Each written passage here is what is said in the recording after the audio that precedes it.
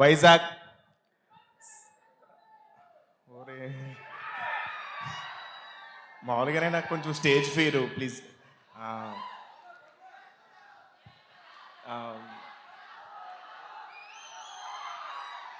వైజాగ్ గురించి ఒక ఒక మాట చెప్పాలి. నేను ఫస్ట్ ఇంట్లోంచి సినిమాలంటే ఇంట్రెస్ట్ ఉండి పారిపోయి ఫస్ట్ వైజాగ్కి వచ్చాను. వై ఎక్కడికి వెళ్ళాలో తెలియక వైజాగ్ వచ్చాను. ఇక్కడే డిసైడ్ అయ్యాను ఏదోలాగా సినిమాల్లోకి వెళ్ళి ఏదో ఒకటి చేయాలని. సో ఆ డెసిషన్ నేను ఇక్కడే తీసుకున్నాను. సో వైజాగ్ మీద చాలా నాకు మమకారం ఎక్కువ. అలాగే ఈ సినిమా అవకాశం ఇచ్చిన మా Gandhi garu sir, thank you sir, torture పెట్టినందుకు సారీ.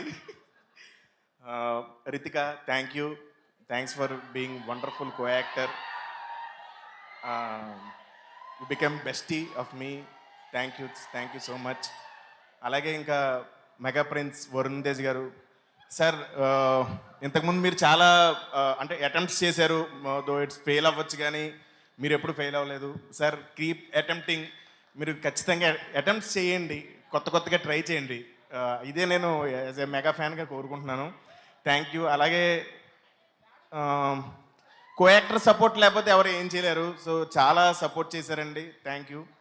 సో అందుకనే మన ఇద్దరు ఆఫ్ స్క్రీన్ ఫ్రెండ్స్ వల్లే బాగా వర్కౌట్ అయ్యింది.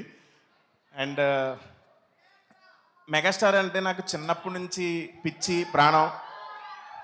ఆయన నా గురించి మాట్లాడారు, ఆయన నాతో లైవ్లో మాట్లాడేశారు. అలాగే నేను కూడా మెగాస్టార్తో లైవ్లో మాట్లాడుతున్నాను. Sir, I love you so much.